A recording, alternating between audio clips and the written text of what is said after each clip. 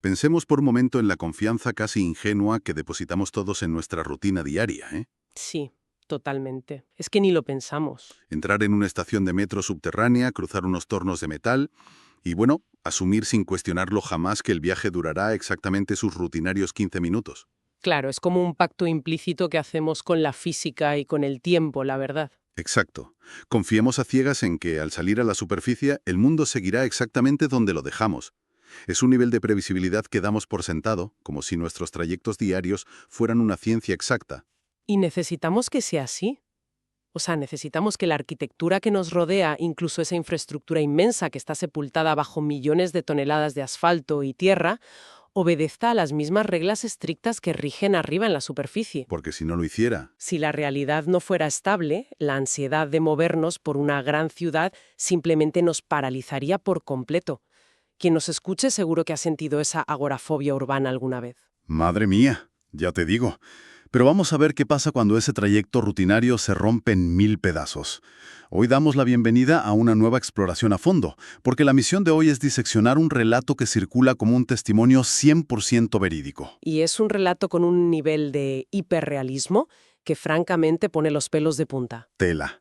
Hemos estado cruzando archivos, reportajes periodísticos de El Financiero, de Infobae, Telediario, la revista Chilango e incluso estudios académicos de la UNAM, además de un montón de testimonios en foros de Reddit y TikTok. Una barbaridad de fuentes, sí. Y lo que emerge de todo esto es un patrón muy perturbador en las profundidades del metro de la Ciudad de México. Hablamos de fracturas reales en el espacio-tiempo, dentro de pasillos abandonados, un descenso que culmina con un encuentro, espeluznante. Totalmente. Imaginemos que un transporte inofensivo de 5 minutos nos pueda robar horas enteras de nuestra vida, arrojándonos a la línea más profunda de un sistema inmenso donde algo antiguo y hambriento nos espera en la oscuridad. Vale, vamos a desgranar esto de inmediato. A ver, como punto de partida, creo que el terror de estos relatos no nace solo de la idea de un monstruo escondido en la oscuridad, ¿sabes? Nace de la tremenda vulnerabilidad, tanto anatómica como psicológica, que supone estar ahí bajo tierra. Claro, esa desconexión. Exacto, esa desconexión física del mundo exterior, sin el sol, sin el clima normal, se despoja la mente humana de todas sus anclas habituales. Y para entender cómo alguien llega a enfrentarse a lo irracional en ese último andén oscuro, primero hay que comprender la mecánica de la caída, o sea, cómo las víctimas salen de nuestra realidad. El viaje comienza con alteraciones cotidianas que desafían la física. Eso es, pequeños detalles que indican que la ciudad, en plan, se está rompiendo. Revisando los testimonios de Reddit, hay un caso de una usuaria que relata algo escalofriante precisamente por lo simple que resulta. Sí, el caso del autobús. Ese. Cuenta que iba por la mañana en autobús, miró por la ventanilla y vio cómo, durante un segundo entero, la acera y el asfalto se convertían en una carta de ajuste. Una locura. Un patrón de barras de colores, exactamente igual que cuando un televisor antiguo perdía la señal, ¿sabes? Esto establece una premisa brutal para nosotros y es que la realidad de la ciudad es increíblemente frágil. Lo fascinante aquí es cómo hemos adoptado todo este vocabulario informático para describir el terror contemporáneo. Hablamos de fallos en la Matrix o de glitches porque, bueno, carecemos de un lenguaje místico moderno para explicar cuando nuestro entorno pierde la sincronía. O sea, un fallo de renderizado en la vida real. Exacto. En la superficie, un fallo así dura un segundo, es un simple parpadeo. Pero en el subsuelo, esta sensación de simulación que falla se vuelve exponencialmente más densa, se multiplica hasta atrapar a los viajeros. Y vaya si los atrapa. Solo hay que fijarse en el terrorífico caso documentado en el transbordo de la estación Tacuba, que conecta las líneas 7 y 2. Ese caso es angustioso, fíjate. Quienes conocen la estación saben que debería ser un paseo de unos 10 minutos a pie. Pero un usuario relata que el pasillo pareció hacerse anormalmente largo. O sea, las proporciones dejaron de tener sentido. Como si el espacio se estirara. Exactamente. Narra cómo las paredes se volvieron sucias, ajenas, y el suelo cambió a un hormigón viejo, muy frío y cubierto de una humedad asfixiante. Y lo peor es que iba completamente solo. Sí, siguió caminando sin cruzarse con nadie, sintiendo que el trayecto no acababa nunca. Y cuando al fin logró salir a la calle, completamente desorientado, cogió un taxi para volver a casa. Y ahí viene el golpe de realidad. Al mirar el reloj, descubrió que eran las 11 de la noche. Un viaje que debía durar 10 minutos se había transformado en más de 4 horas perdidas en el vacío. Madre mía. Y ese salto temporal tiene su reflejo directo en otro de los testimonios clave, esta vez en la estación Zapata. Ah, el del bucle. Ese. Una joven asegura que subió a su vagón, las puertas se cerraron y el tren comenzó a avanzar físicamente por las vías. El sonido era normal, pero el tiempo parecía haberse detenido o haberse doblado. ¡Ostras! Relata con verdadera angustia haber pasado por la estación Eugenia 3 veces consecutivas. ¡Qué locura! Como un disco rayado. Exacto, como si estuviera en un bucle temporal inquebrantable del que el tren no podía salir. ¿Sabes? Es como si intentáramos entender el sistema del metro usando la analogía de un motor gráfico de un videojuego. A ver, explícate. Sí, imagina que cuando llega la hora punta y millones de usuarios saturan la capacidad de ese servidor, el sistema colapsa. La realidad no logra cargar los escenarios correctamente. Ya. ¿Y la gente se cae del mapa? Eso es. Durante esa sobrecarga, los viajeros caen por las grietas, terminando en pasillos sin programar, fríos y húmedos, fuera del espacio lineal. Es una analogía buenísima. Si analizamos esto desde la neurociencia, la propia arquitectura subterránea ya es una agresión a los sentidos. Nuestro cerebro utiliza la luz solar y las sombras para calibrar el paso del tiempo. Claro, y ahí abajo no hay nada de eso. Hay una dependencia absoluta de la luz artificial, ruidos repetitivos, y esa falta de referencias solares desorienta la mente humana rapidísimo. Pero hay un detalle, que descarta la simple explicación del estrés. La precisión de los relatos cruzados. Exactamente.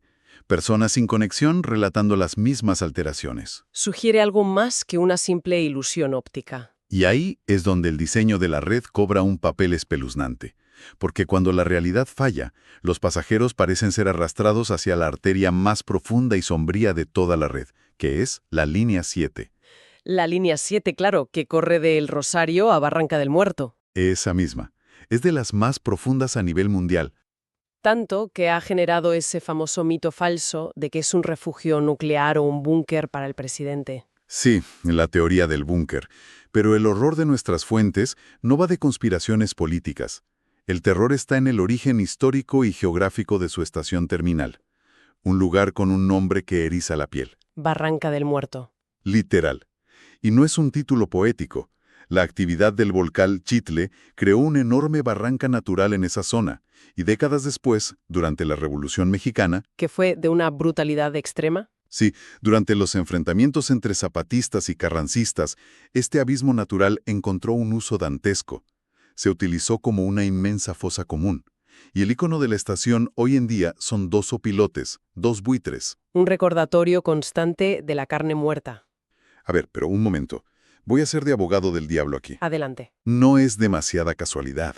Es decir, si pones una estación a decenas de metros bajo tierra, la pintas de oscuro y la llamas literalmente Barranca del Muerto, con unos buitres en el cartel. Ya sé por dónde vas. Claro, o sea, no estás simplemente sugestionando al cerebro para que vea monstruos en cada sombra.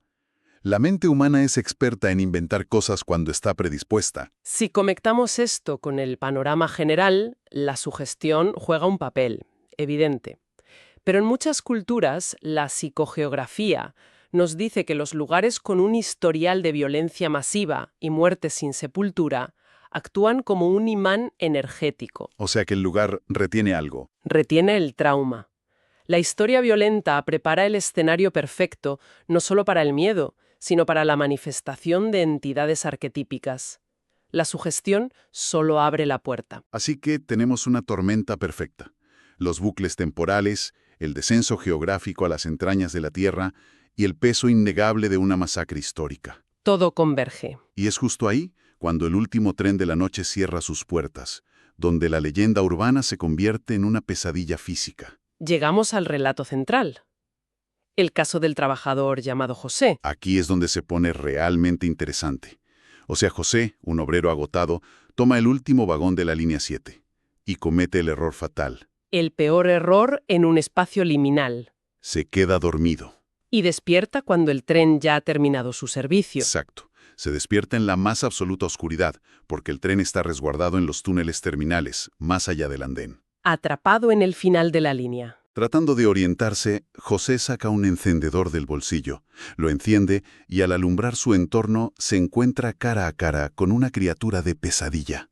Las fuentes son muy específicas con la descripción. Hablan de una figura humanoide de 1,90 m de altura. Altísima, sí. Extremadamente delgada, increíblemente pálida, con orejas puntiagudas, uñas afiladas como garras, colmillos largos. Y esos ojos, los ojos amarillos que brillan en la penumbra al reflejar la luz del mechero.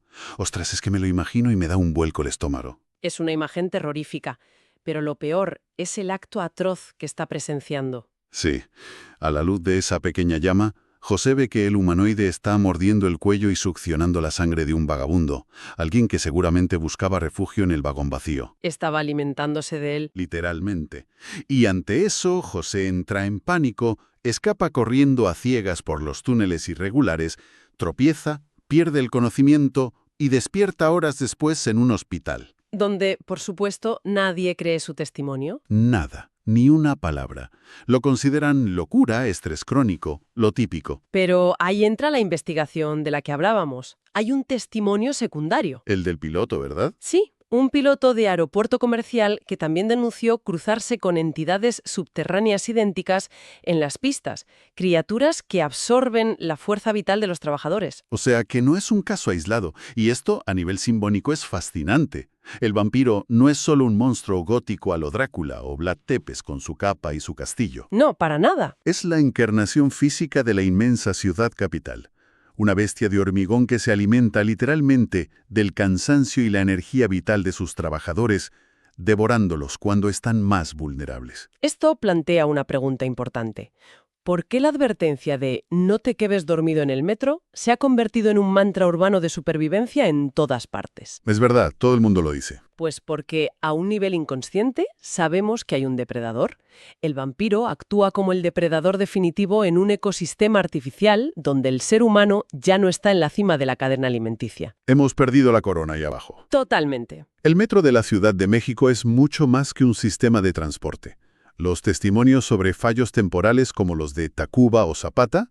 Y este terrorífico habitante de la Barranca del Muerto. Todo eso demuestra que es un espacio liminal puro. Es una infraciudad donde el pasado traumático se niega a permanecer enterrado. Y donde la estructura misma de la realidad puede ceder bajo el peso de millones de viajeros diarios, ¿eh? Exacto. Y por eso nos importa tanto esta historia. Porque todos los días confiamos ciegamente en que las leyes de la física, el tiempo y el espacio se mantendrán estables en nuestros trayectos rutinarios. O sea, asumimos que el suelo bajo nuestros pies no va a desaparecer. Eso es. Y este análisis nos obliga a cuestionar qué tan frágil es realmente ese mundo que damos por sentado cuando cruzamos un pasillo subterráneo y solitario a última hora del día. Es que da mucho en qué pensar. Porque, a ver, si millones de personas transitan estos túneles a diario, dejando en ellos su agotamiento, su ansiedad y todo su estrés, si la ciudad misma es un organismo vivo, entonces, ¿qué clase de entidades estamos alimentando colectivamente allá abajo en la oscuridad, esperando pacientemente a que se apaguen las luces del último vagón? Ahí dejo la reflexión para la próxima vez que alguien escuche el aviso de cierre de puertas.